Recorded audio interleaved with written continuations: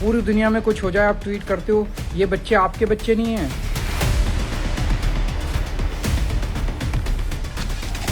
ਜਿਹੜਾ ਤੁਸੀਂ ਟਵੀਟ ਕਰਨ ਦਾ ਕੋਈ ਮਤਲਬ ਨਹੀਂ ਹੈ। ਬੇਵਕੂਫ ਬਣਾਉਣਾ। ਆਦਰਨੀय ਦੇਸ਼ ਦੇ ਪ੍ਰਧਾਨ ਮੰਤਰੀ ਸਾਹਿਬ, ਲੋਕਾਂ ਨੂੰ ਛੱਡੋ। ਅੱਜ ਦੇਸ਼ ਦੇ ਨੌਜਵਾਨ ਤੁਹਾਡੇ ਤੋਂ ਜਵਾਬ ਮੰਗ ਰਹੇ।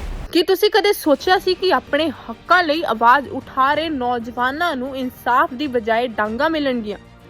ਦਿੱਲੀ ਦੇ ਜੰਤਰ ਮੰਤਰ ਤੋਂ ਆਈਆਂ ਤਸਵੀਰਾਂ ਸਾਹਮਣੇ ਅਤੇ ਉਸਨੇ ਪੂਰੇ ਦੇਸ਼ ਨੂੰ ਸੁੰਨ ਕਰਕੇ ਰੱਖ ਦਿੱਤਾ। ਆਖਿਰ ਐਸਾ ਕੀ ਹੋਇਆ ਸੀ ਵਿਦਿਆਰਥੀਆਂ ਦੇ ਨਾਲ ਕਿ ਖੁਦ ਦੇਸ਼ ਦੇ ਪ੍ਰਧਾਨ ਮੰਤਰੀ ਸਾਹਮਣੇ ਆਏ? ਇਹ ਗੱਲ ਦੀ ਸ਼ੁਰੂਆਤ ਹੁੰਦੀ ਹੈ 20 ਜੂਨ ਤੋਂ, ਜਿੱਥੇ ਜੰਤਰ ਮੰਤਰ ਦੇ ਵਿੱਚ ਵਿਖੇ ਵਿਦਿਆਰਥੀਆਂ ਦੇ ਵੱਲੋਂ ਬਹੁਤ ਹੀ ਸ਼ਾਂਤਮਈ ਢੰਗ ਦੇ ਨਾਲ ਪ੍ਰਦਰਸ਼ਨ ਕੀਤਾ ਜਾਂਦਾ ਹੈ। ਪਰ ਅਚਾਨਕ ਮਾਹੌਲ ਇੰਨਾ ਬਦਲ ਜਾਂਦਾ ਹੈ ਕਿ ਉਹਨਾਂ ਮਾਸੂਮ ਵਿਦਿਆਰਥੀਆਂ ਨੂੰ ਬੇਰਹਿਮੀ ਦੇ ਨਾਲ ਲਾਠੀ ਚਾਰਜ ਕਰ ਦਿੱਤਾ ਜਾਂਦਾ ਹੈ। ਕਈ ਵਿਦਿਆਰਥੀ ਤਾਂ ਬਹੁਤ ਬੁਰੀ ਤਰੀਕੇ ਜ਼ਖਮੀ ਹੋ ਜਾਂਦੇ ਨੇ। ਇਸ ਘਟਨਾ ਤੋਂ ਬਾਅਦ ਪੂਰੇ ਦੇਸ਼ ਦਾ ਗੁੱਸਾ ਜਿਹੜਾ ਹੈ 7ਵੇਂ ਆਸਮਾਨ ਤੇ ਪਹੁੰਚ ਜਾਂਦਾ ਹੈ, ਜਿਸ ਤੋਂ ਬਾਅਦ ਖੁਦ ਦੇਸ਼ ਦੇ ਪ੍ਰਧਾਨ ਮੰਤਰੀ ਨਰਿੰਦਰ ਮੋਦੀ ਦੇ ਵੱਲੋਂ 23 ਜੂਨ ਨੂੰ ਟਵੀਟ ਕੀਤਾ ਜਾਂਦਾ ਹੈ ਅਤੇ ਉਸ ਟਵੀਟ ਦੇ ਵਿੱਚ ਉਹਨਾਂ ਵੱਲੋਂ ਐਲਾਨ ਕੀਤਾ ਜਾਂਦਾ ਹੈ ਕਿ ਹੁਣ ਫਾਸਟ ਟਰੈਕ ਐਕਸ਼ਨ ਹੋਵੇਗਾ। ਪਰ ਕੀ ਇਹ ਟਵੀਟ ਲੋਕਾਂ ਦੇ ਗੁੱਸੇ ਨੂੰ ਸ਼ਾਂਤ ਕਰ ਪਾਇਆ? ਬਿਲਕੁਲ ਨਹੀਂ। ਸਿਆਸਤ ਤੋਂ ਲੈ ਕੇ ਬਾਲੀਵੁੱਡ ਤੱਕ ਹਰ ਪਾਸੇ ਤੂਫਾਨ ਆ ਗਿਆ। ਪੰਜਾਬ ਕਾਂਗਰਸ ਦੇ ਪ੍ਰਧਾਨ ਰਾਜਾ ਵੜਿੰਗ, ਦਿੱਲੀ ਦੇ ਮੁੱਖ ਮੰਤਰੀ ਅਰਵਿੰਦ ਕੇਜਰੀਵਾਲ, ਇੱਥੋਂ ਤੱਕ ਕਿ ਮਸ਼ਹੂਰ ਅਦਾਕਾਰ ਅਨੁਪਮ ਖੇਰ ਵਰਗੀ ਵੱਡੀਆਂ ਹਸਤੀਆਂ ਦੇ ਵੱਲੋਂ ਆਪਣੇ ਵਿਚਾਰ ਜਿਹੜੇ ਨੇ ਸਾਂਝੇ ਕੀਤੇ ਜਾਂਦੇ ਨੇ ਅਤੇ ਉਹਨਾਂ ਸਭ ਵੱਲੋਂ ਇਹੀ ਕਿਹਾ ਜਾਂਦਾ ਹੈ ਕਿ ਬੱਚਿਆਂ ਨੂੰ ਇਨਸਾਫ ਮਿਲਣਾ ਚਾਹੀਦਾ ਹੈ।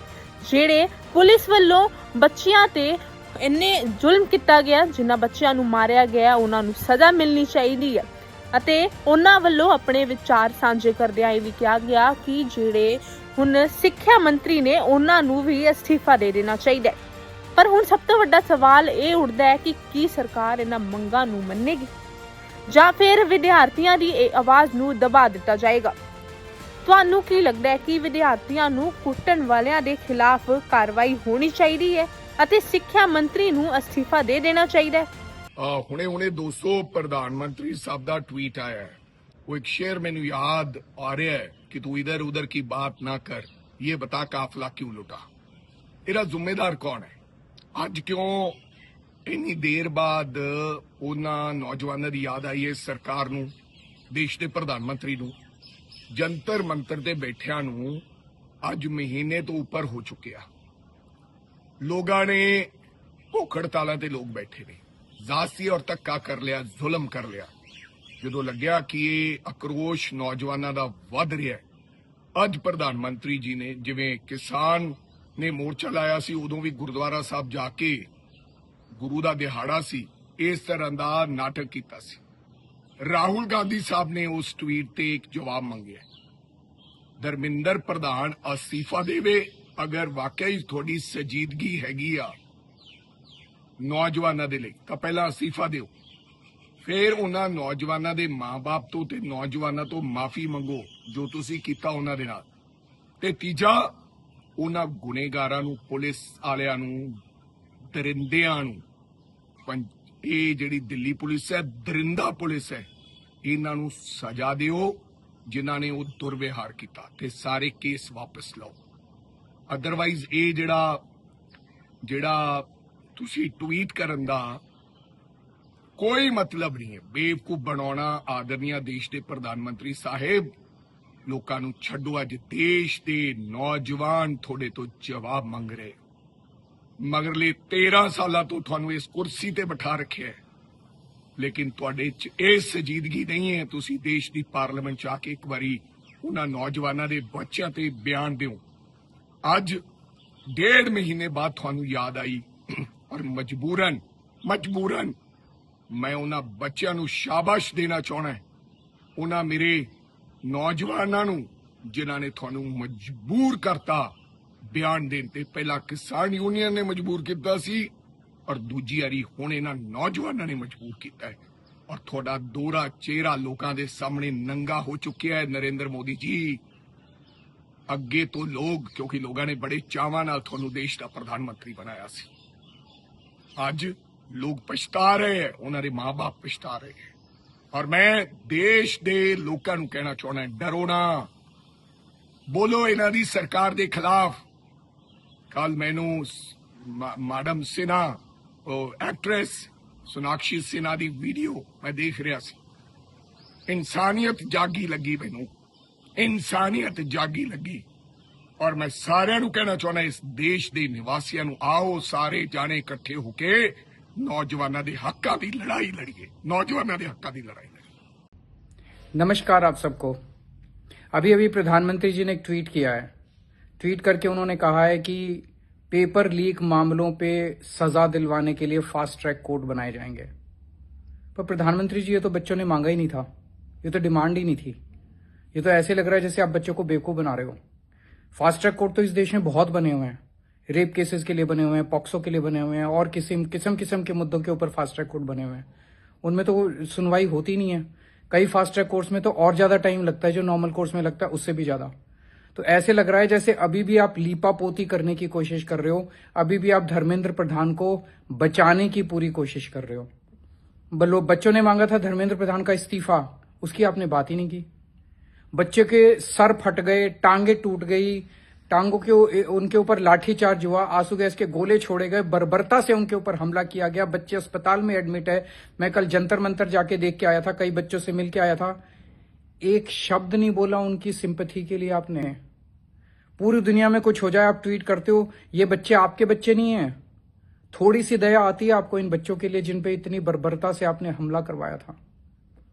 बच्चे कह रहे हैं कि हर साल पेपर लीक होते हैं, हर साल पेपर लीक होते हैं। आपने कोई ऐसा ऐलान नहीं किया कि क्या सिस्टमिक चेंजेस किए जाएंगे जिससे बच्चों को यह भरोसा हो सके कि अगली साल का नीट लीक नहीं होगा या अगले पेपर लीक नहीं होंगे। कोई विजन ही नहीं है सरकार का, आपका कोई विजन ही नहीं है। अगली साल भी पेपर लीक होंगे, इसी तरह से पेपर लीक होंगे, कोई चेंजेस तो कर नहीं रहे आप। अगली साल भी नीट लीक होगा, अगली साल फिर बच्चे आत्महत्या करेंगे। आज आपका ये ट्वीट जो है, ये एक हारे हुए और दिशाहीन पर अहंकारी इंसान का ट्वीट दिखाई दे रहा है। मेरे प्यारे छात्रों, नमस्ते। एक दो दिन पहले आपके प्रदर्शन की तस्वीरें देखकर मन व्याकुल भी हुआ और दुखी भी। किसी भी छात्र को अपनी बात कहने के लिए ऐसी परिस्थितियों से नहीं गुजरना चाहिए। मैं भी कभी छात्र था, मैंने भी सपने देखे, सवाल पूछे, व्यवस्था से असहमति जताई। आज भी मेरे संस्थान में सैकड़ों विद्यार्थी हैं, इसलिए मैं आपकी बेचैनी, आपका गुस्सा और आपकी उम्मीदें तीनों को समझ सकता हूं। मेरी नजर में छात्र आंदोलन समाज की सबसे सच्ची आवाज होती है।